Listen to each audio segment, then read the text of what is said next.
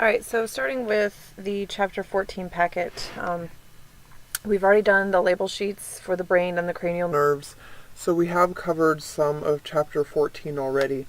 Looking at the beginning of page 1, it talks about the human brain and the size of the human brain, and it talks about it as being 750 cubic centimeters to 2100 cubic centimeters. And there used to be a belief that the size of the brain was what determined how intelligent you were, and they have long since figured out that the size of the brain has absolutely nothing to do with it whatsoever. So even though there can be a large range from the overall size of the brain, that does not indicate intelligence level at any point.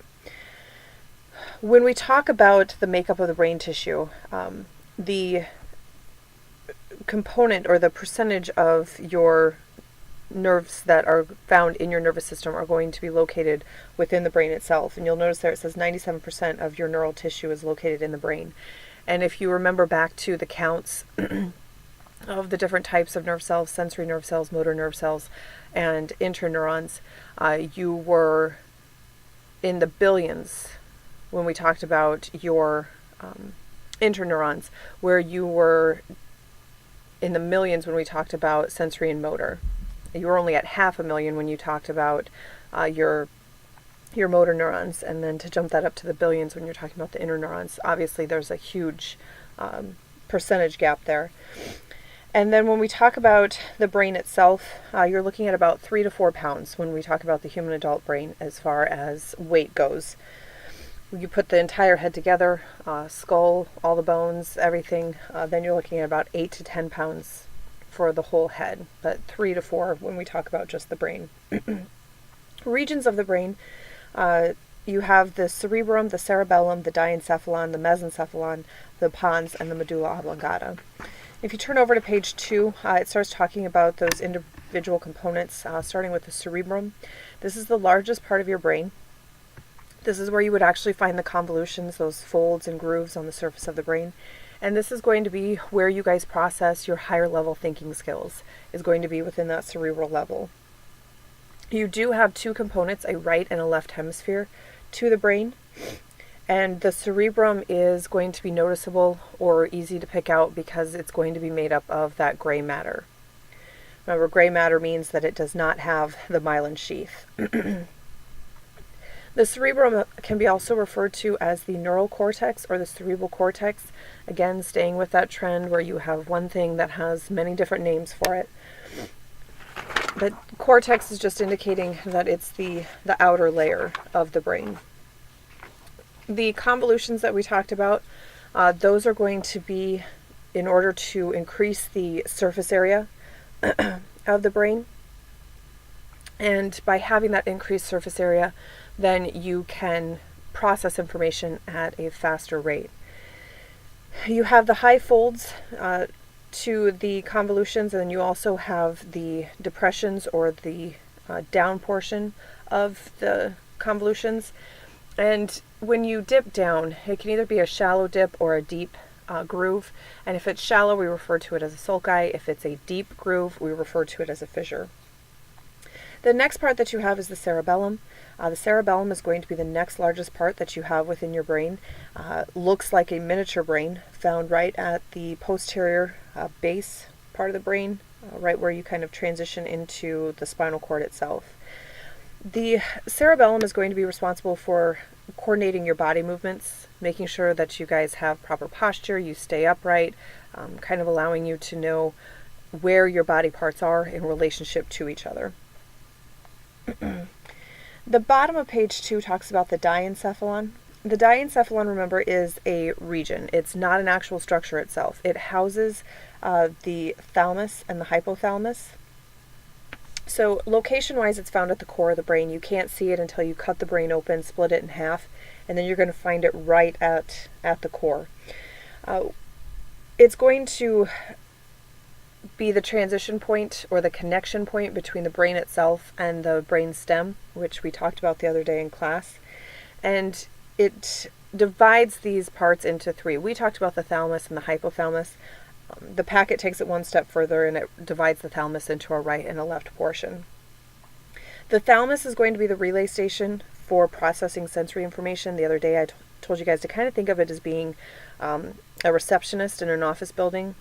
Information comes in, it has to look at the information and then tell it the right part of the brain to go to so that the brain can process the information.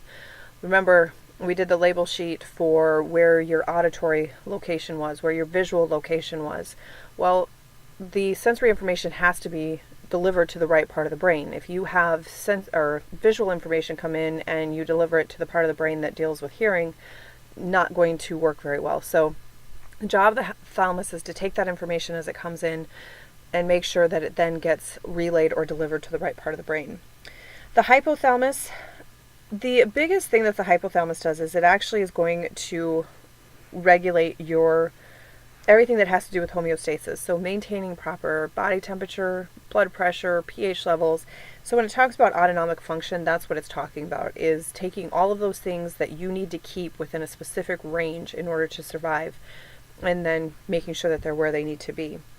The hypothalamus is also going to play a part in your emotion, how you react to things, when you're confronted with a situation, how it makes you feel, because you guys know that different people will react to the same situation very differently from each other, and that is partly because of the hypothalamus. The hypothalamus also plays a large role in a lot of hormone production, and it's when you talk about hormones, it's not uncommon to hear about stimulating hormones. So you have let's say follicle stimulating hormone. That is going to be a particular hormone that is going to turn on your ability to produce egg cells or to produce sperm cells in the body. But they don't actually cause the production of those things. They just are kind of what flips the switch to tell your body to actually produce the egg or the sperm. Most of your stimulating hormones are going to originate out of the hypothalamus. So the hypothalamus produces the hormones that are going to turn on other hormones and get them to work. Turn over to page 3. Page 3 gets into the diencephalon. And the pituitary gland is a portion that hangs off the base of the brain. It looks very much like the uvula that you have in the back of your throat. So if you've ever looked at the back of your throat and you see that little ball hanging back there, that's essentially what the pituitary gland looks like, hanging off the base of your brain. It fits into that sella turcica, if you remember back to the skeletal chapter. Pituitary gland is kind of the grandfather gland for your endocrine system. It's going to regulate your sexual maturation, so anything that has to do with your maturity as far as transitioning from childhood, adolescence to adulthood is going to come from the pituitary gland, as well as your growth hormones. So when you have growth spurts and things like that, it's because of the pituitary gland. When you have people that have height issues, whether they're not growing on target or they are growing well above target, typically it's because of an issue with the pituitary gland. Something, either it's got a tumor or for some reason it's not producing hormones in the right amount.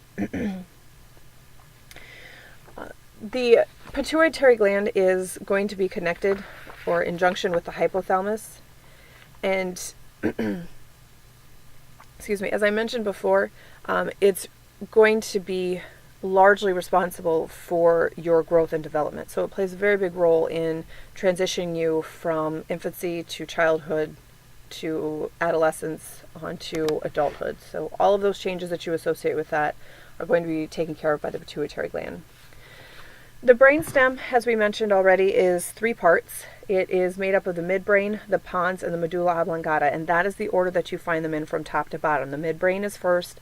The pons actually makes up that bulge region of the brainstem, and then the medulla oblongata is the last part that you have before you get into the spinal cord. The midbrain will also get the name of mesencephalon. This is going to be the part of your brainstem, that is going to help with your reflexes, especially those that are tied to seeing things, listening to things, and then being able to put the two together. So you guys have a reflex of when you hear something, you turn your head to that direction to see what's coming or what's going on. And so processing that information of hearing the sound come in, knowing what side of your body it's on, and then turning your head to see it, that's the associated reflex that they're talking about, is connecting those two senses. It's also going to be involved in maintaining your consciousness, so making sure that you stay awake and that you don't just randomly fall asleep. And there are some disorders in which people do have a hard time staying awake, and that is tied to the midbrain. Pons is going to be, like I said, that second part of the brainstem. Actually looks like a little bulge on the brainstem. For some reason, most people do pretty well with remembering where the pons is, just because of that little abnormal formation that it makes on the front of the brainstem. It's going to connect to the cerebellum. So the brainstem and the cerebellum, the connection point for those is going to be that pons. And this is going to be your somatic and visceral motor control. Again, anytime that you see motor control, remember that you are talking about actually using muscles within the body to carry out responses, make movements, respond to what's going on. And then you have the medulla oblongata. Medulla oblongata is that last portion of the brainstem, actually going to connect the brainstem to the spinal cord. And this is another place where you're going to relay information. So when we talk about, again, autonomic functions, your heart rate, your blood pressure, your digestion, all of those things that happen in your body that you don't have to think about, that is going to be the job of the medulla oblongata. Now, when we talk about some of these things, you'll notice that they pop up in multiple places of the brain, and that should make sense because they are very in-depth, they are complicated, they take a lot in order to happen. And so it should make sense then that it's going to take multiple parts of the brain to coordinate everything and get it working the way that it should.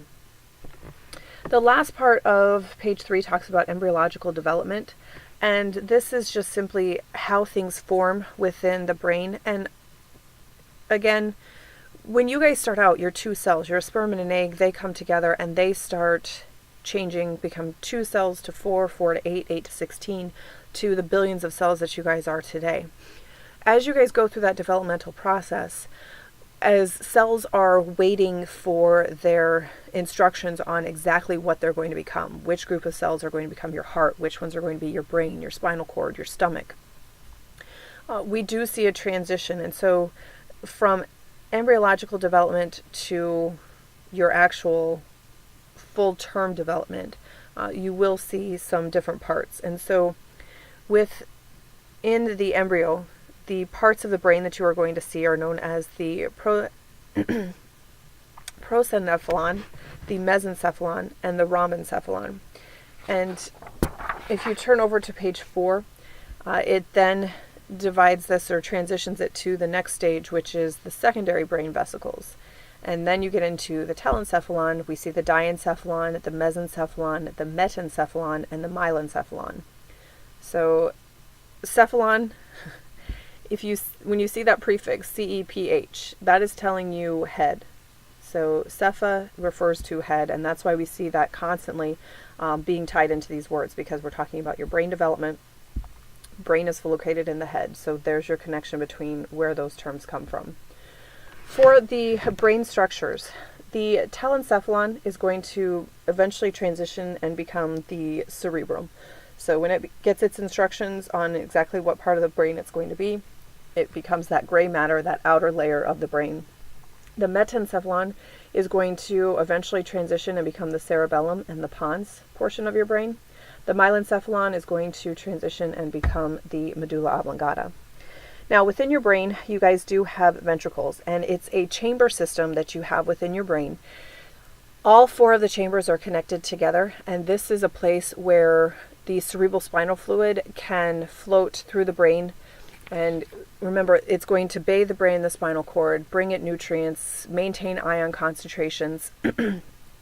And so the fluid has a very important job. In order to get everywhere that it needs to, it has to have a canal system throughout the nervous system in order to be able to flow and touch all the parts of the brain. So keep in mind when we talk about the ventricles that they are all interconnected. The fluid can easily flow from one chamber to the next. Now, you have the first two chambers, which are known as the lateral ventricles, and these are numbered 1 and 2. So they get one name, but there are two of them. Like I said, for all the technical terms that we get when we deal with the nervous system, you have the lateral ventricles, and then they just name them 1 and 2. You also have the third ventricle, the ventricle of the diencephalon. And so ventricles 1 and 2 are directly going to be connected to the third ventricle. And then you have the fourth ventricle, and this is going to transition into the medulla oblongata, and then eventually runs down into the spinal cord and that central canal of the spinal cord. So 1 and 2 leads to third ventricle leads to the fourth ventricle, and then the fourth ventricle is going to connect to the spinal cord. And it's just a chamber system to allow that cerebral spinal fluid to have a place to move in and out of the brain and spinal cord and keep it bathed in all the nutrients that it needs. If you move over to page 5 gives you a picture of the ventricle system. It gives you both a side view as well as a frontal view, and you can see from both views how they're connected to each other, where they're positioned in the brain, and how that would allow for the cerebral spinal fluid to be able to move to all the parts of the brain that it needs. Middle of page 5 gets into the brain itself. The brain is going to be comprised of neurons. It's a bundle of neurons all packed together. And the brain itself is going to have a total of 6 regions. And obviously those regions of the brain are then going to have very specific functions that they have to carry out. We did talk about some of the structures in the brain when we went through class the other day. I tried to stay to the label sheet itself and not get too much into specifics because I knew we were coming back to the packet. Some of the things that we did talk about, we talked about the physical protection of the brain, and you guys know you have the skull bones, which are obviously going to cover the brain, offer protection so that if you bump into things, those bones hopefully can absorb most of that pressure and not allow it to impact or damage the brain. You also have the meninges, which are those skin-like layers, the dura mater, the pia mater, and the arachnoid mater. Dura mater lines the inside of the bones, arachnoid mater is the spider web-like layer that you have in the middle, and the pia mater is going to adhere very closely to the folds and grooves of the brain and the spinal cord. The cerebral spinal fluid is then going to bring all the nutrients, and I know I've mentioned this many times, to the brain just to make sure that it has everything that it needs. And then the blood-brain barrier, we've also talked about this, very important component to regulate what gets in and out of the nerve cells. So cell membranes regulate what gets in and out of your body cells. The blood-brain barrier is going to be responsible and kind of heighten security to make sure that you can't get materials into the nerve cell that could potentially kill them, damage them, or do them harm. For the meninge layers, we went through those. So the bottom of page 5, we've already talked about what they are, where they're located. So you can flip over to page 6. Page 6 gets into some of the structures that you have within the meninge layers. The first one is the falx cerebrae. This is actually going to be a layer of meninge tissue that is going to be found between the two hemispheres of the brain. So if you were to cut the brain into two halves and have your right and your left hemisphere, that is where you would find the falx itself. You are also going to have the tatorium cerebelli. This is going to be found between your cerebellum, so that little mini-me brain or look-alike brain at the back of your head, and the cerebrum itself. This is going to be where you have where you have the transverse sinus. And then we already talked about the falx, which is going to be located between the two hemispheres of the brain. Again, all of these structures are going to be there to help support the brain and also offer a layer of protection so that if something were to get into your nerve cells that wasn't supposed to be there, you kind of have a way to slow it down and prevent it from easily getting to all the parts of the brain. Bottom of page 6 talks about the cerebral spinal fluid itself. All of your central nervous system is going to need to have access to the cerebral spinal fluid. So just like all of your cells have to have a blood supply, your nerve cells have to have the cerebral spinal fluid.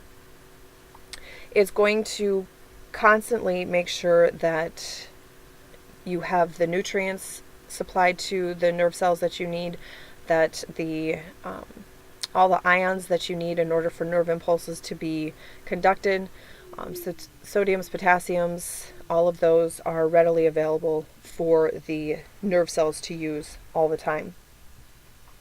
The cerebral spinal fluid, besides bringing all of those materials to the brain and the spinal cord, also have a job to help cushion the brain.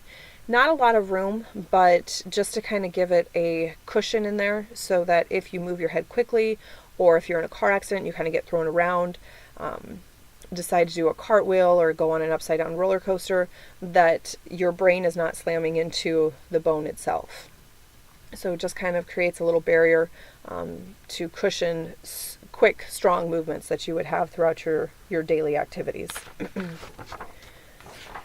If you turn over to page 7 talks about the choroid plexus. The choroid plexus is going to be a series of cells that you have that are going to produce cerebral spinal fluid. So this is really going to be the part that is going to introduce clean, fresh cerebral spinal fluid into the nervous system. It also is going to take any waste out that have been collected in the cerebral spinal fluid.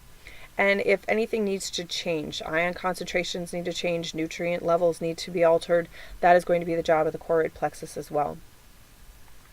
Now, the choroid plexus is going to produce about 500 milliliters of cerebral spinal fluid per day. So you are constantly pulling fluid out as well as putting new fluid in, because your brain and spinal cord itself can only accommodate about 120 milliliters. And so you're constantly pulling out the dirty stuff and putting in clean stuff, which should make sense because it'd be like taking a bath and then just jumping into the same bathtub every time you took a bath and not changing out the water. Obviously, there would be a point where there would be no point to take a bath any longer. So the choroid plexus is really responsible for cleaning that fluid out, and it's going to put the fluid in. It relies on a series of villi in your nervous system, the arachnoid villi, which is second slide down, and that is going to be pulling out the cerebral spinal fluid. So as more comes in, the villi will pull it out, and that's just to make sure that you keep that composition right at 120 milliliters. If you start getting too much fluid, it will start putting pressure on the brain, and eventually the brain will become compressed. It can't function the way that it's supposed to.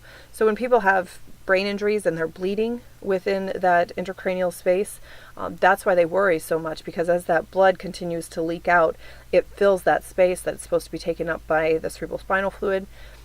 It compresses down on the brain, and when the brain becomes compressed, it can't function the way that it's supposed to.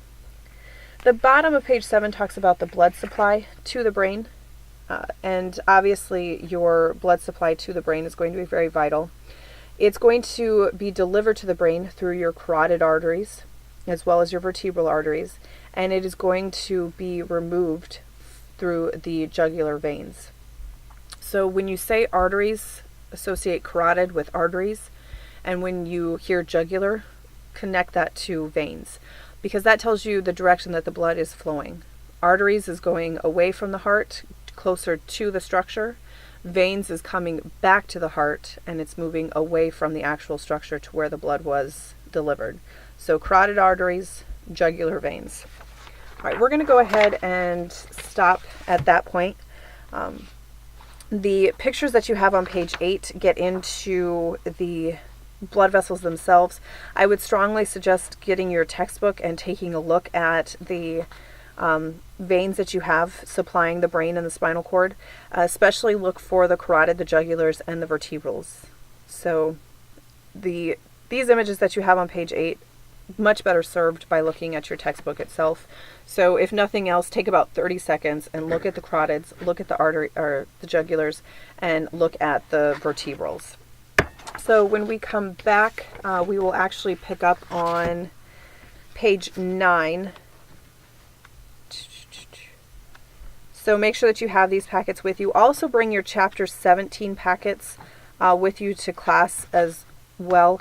I might actually make a little bit of a jump and do some chapter 17 stuff when we meet on Tuesday because we do have the eye dissection and I would like to get to the eye dissection. So bring this packet back. More than likely we will start out with 17 and if we have time to come back to 14 then we will.